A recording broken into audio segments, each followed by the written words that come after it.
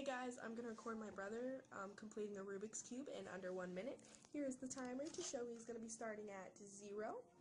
When his hands hit the blacking, the timer will start, and I will show you the time at the end. And here we go.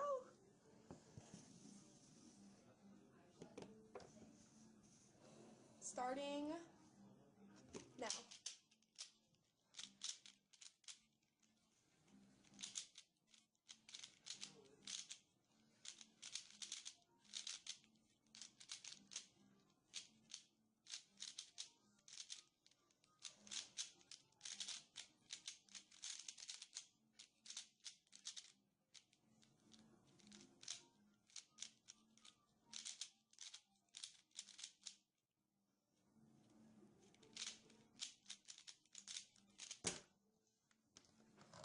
There you have it. He has it at 32 seconds.